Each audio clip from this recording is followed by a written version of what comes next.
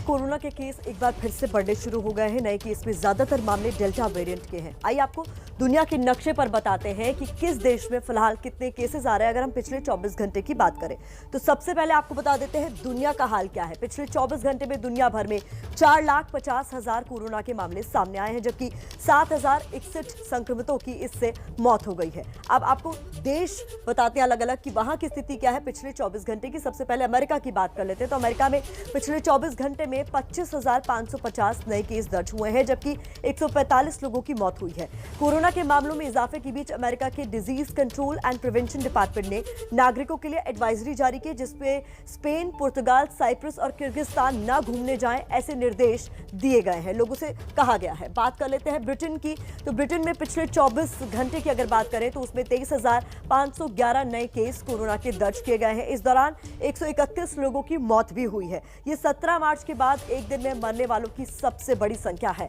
Britain में अब तक 57 लाख से ज्यादा लोग कोरोना की चपेट में आ चुके हैं। इनमें से 1,29,000 लोगों की जान अब तक जा चुकी है कोरोना के कारण। अब बात कर लेते हैं फ्रांस की तो फ्रांस की क्या स्थिति है ये आपके सामने। फ्रांस में बीते दिन 26,871 नए मामले सामने आए कोरोना के और 28 संक्रमितों की मौत हो गई। फ्रांस सरकार ने यहां पर कोरोना पास की व्यवस्था लागू कर दी है। इसके तहत वैक्सीन लगवाने वाले लोगों को एक पास दिया जाएगा, जिससे उन्हें सार्वजनिक जगहों पर एंट्री मिल सकेगी, इसके बिना नहीं मिलेगी। बात कर लेते हैं स्पेन की। यहां की स्थिति पिछले 24 घंटे की एक दिन में 26,399 नए केस आए हैं, जबकि एक दिन में 55 लोगों की मौत हुई है। कोरोना के नए केस के मामले में इंडोनेशिया का हाल भी आपको बता देते हैं तो इंडोनेशिया में सबसे ऊपर है आंकड़े, क्योंकि यहां पर एक दिन में 45,203 मामले सामने आए हैं, जबकि इस दौरान 2,069 लोगों की मौत हो गई है। तो डेल्टा वेरिएंट एक बार फिर से पैर पसार रहा है। जब जब ऐसा लगता है कि कोरोना के केस कम हो रहे हैं, वायरस फिर से अपना असर दिखाना शुरू कर देता है, तो सवाल ये है कि आखिर इससे बचा कैसे जाए। जवाब सीधा है, जो कोरोना अप्रोप्रिएट बिहेवियर तय किया गया है उसका पालन करें। लेकिन देश में ऐसा हो नहीं रहा है और नतीजा ये हुआ कि कुछ चुनिंदा राज्यों और जिलों में कोरोना के केस फिर से बढ़ रहे हैं। No one is safe till everyone is safe. Second wave is not over. We may be tired, but virus is not. पिछले 132 दिनों में मंगलवार को वो दिन था जब देश के भीतर कोरोना के मामले पहली बार 30,000 से कम थे। आंकड़े राहत देने वाले हैं, क्योंकि अब कुल एक्टिव केस 4 लाख से भी कम है। लेकिन इन आंकड़ों के बीच छुपा सबसे बड़ा सच ये भी है कि केस भले ही कम हो रहे हो, संक्रमण का खतरा नए सिरे से बढ़ने लगा है। वजह 7 राज्यों के 22 जिलों में कोरोना के मामलों में फिर से बढ़ोतरी। देश में आज भी चाहे केसेस कंसंट्रेटेड मैनर में पाए जा रहे हैं, लेकिन अभी भी देश में 22 ऐसे जिले हैं जहां पर कि पिछले 4 हफ्तों में हमने एक इंक्रीजिंग ट्रेंड इन केसेस नोट किया है। अभी देश में ऐसे 54 जिले हैं जहां पर 10% से अधिक पॉजिटिविटी पाई जा रही है।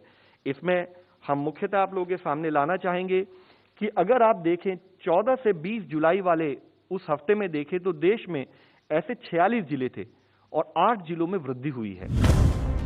लव अग्रवाल के दिए आंकड़ों का सीधा और स्पष्ट शब्दों में मतलब यही है कि वायरस से ढिलाई देने से महामारी नए सिरे से मुंह खोलेगी और देश फिर से संक्रमण के दलदल में फंस सकता है। और ये बातें सिर्फ हवा हवाई नहीं है, क्योंकि दुनिया के बाकी मुल्कों में कुछ ऐसा ही ट्रेंड शुरू हो चुका है। स्वास्थ्य मंत्रालय के मुताबिक पिछले 14 दिनों में दुनिया में फिर बढ़ रहा है कोरोना। फ्रांस में कोरोना के सबसे ज्यादा 3.5 मामले बढ़े हैं। अमेरिका में कोरोना के मामलों में 1.4% की बढ़ोतरी हुई है। इटली में 2.7% और जापान में 1.2% संक्रमण दर में इजाफा हुआ है। और यही ट्रेंड अगर भारत में भी आया तो हालात को संभालना बेहद मुश्किल होगा। सबसे ज्यादा चिंता उत्तर पूर्वी राज्यों और केरल ने बढ़ा दी है। मौजूदा वक्त में सबसे ज्यादा संक्रमित सामने आ रहे हैं। Not over. Some areas continue to remain concerned. Some states in northeast and our state in south, Kerala in particular, remains a cause for our concern and action. Corona का जो खतरा देश पर मंडरा रहा है उसे टाला जा सके, इसलिए सरकार राष्ट्रीय स्तर पर वैक्सीनेशन अभियान चला रही है। 44 करोड़ से ज्यादा लोगों को अब तक टीका लगाया जा चुका है और कोशिश जल्द से जल्द पूरी आबादी को टीके का रक्षा कवच देने की है। लेकिन जो लोग ये सोच रहे हैं कि टीका लेने के बाद वायरस संक्रमण उनका कुछ नहीं बिगाड़ सकता, उन्हें वीके पॉल का ये बयान जरूर सुनना चाहिए और याद भी रखना चाहिए। Things cannot be taken for granted. Virus behavior cannot be taken for granted. Vulnerable population is still there across our nation. And although there is an increasing population receiving vaccination, still it is not a full guarantee. जी हाँ, सही सुना आपने। टीका आपको संक्रमण से बचाने की 100% गारंटी नहीं है।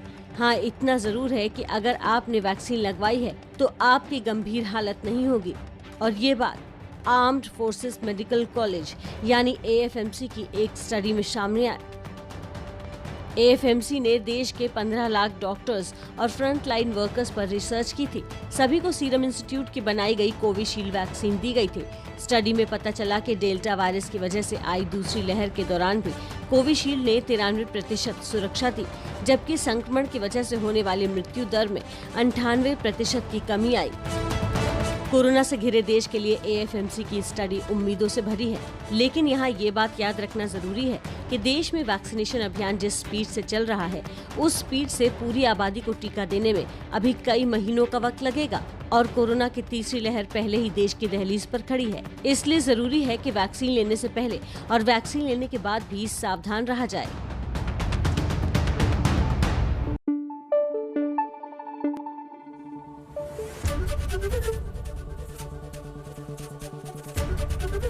ABP न्यूज आपको रखे आगे।